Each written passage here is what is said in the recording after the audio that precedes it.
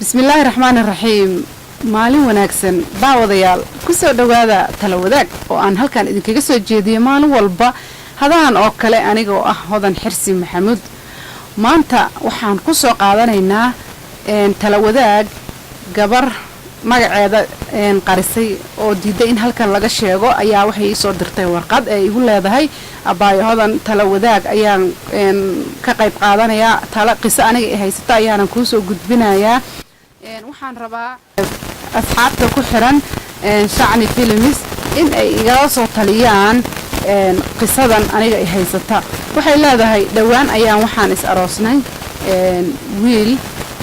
hadda markii xilligaas ayada ii soo qoraysay warqadda 7 ayaan wali ku jirnaa ayay leedahay dadka isoo booqanaya oo qaraabadeyda ah oo familkayga ah waxay dhahayaan naaya ninka dhaqamadaada iyo baranin ninka meel iska saar ninka dabeecad kale ula soo bax hadda dabeecadahaagii waxaas barin qofku kulul iska dhig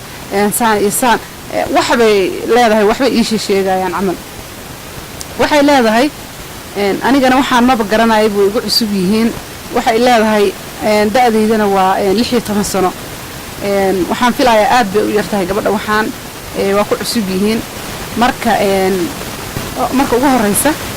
aniga ayaa raba in aan tala siiyo abaayo horta marka ugu horeysa waxaan leeyahay labada qof isguursaday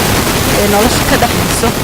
ayaa waxay ku fiican tahay wax walba oo xiraan laakiin wax adiga iyo ninkaaga idinka dhaxeeyo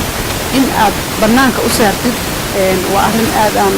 u xun ma wanaagsana waxaan dhihi lahaa in aad iska daysid dadka talooyinka ku sheegayo qof kasta wuxuu ku sheego ka dhageyso laakiin ha ka hoos qaadin haddaad lacala qof kale ka hoos qaadaysidna waa inay noqotaa mid macquul adiga aqligaaga aad kaashin kartid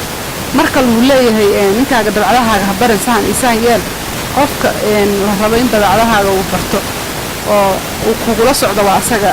haddii ay dabeecadaada meel ka qaldan tahay qofka inta fahmo kugu dul qaadanayo waa isaga bilaadankan kale ma kugu dul qaadanayaan wuxuu asaga kugu dul qaadanayo marka waxaan ku dhihi lahaa markaste waxaa ku dadaashaa sidaad u qancin lahayd xaajigaaga adiga aad maaragtay dadaali si aad usoo jiidan lahayd si aad usoo dhaadhicin lahayd in aadan qaadanin qof warkiisa aad ulana tegin ninkaaga maxaa yeele dadkaan kala ulama noolid labada idinka ma dhaxayso haddii qofka aad nolosha la qaadanaysay ee aad guriga kula noolay aad leedahay dabeecadda ninkaan mar raba waa isku kulkulayna xaggaana saan yeelan ninka isku jilcin ninka saan u yeel hadii lagu dhahay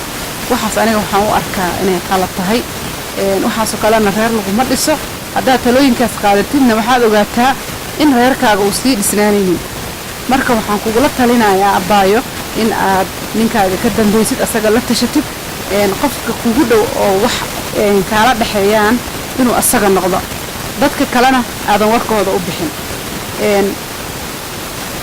aad iyo aad ayaad u mahadsantihiin daawadayaasha shacni films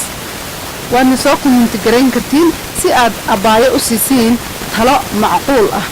talo waxaa la yiri waa tii rabbi balse talada kaa maqan walaalkaa ayay ku jirtaa gabadhaasi halayla soo taliyo ayay leedahay waxaan filayaa in aad la soo talin doontaan anigana taladaydii waan u soo jeediyey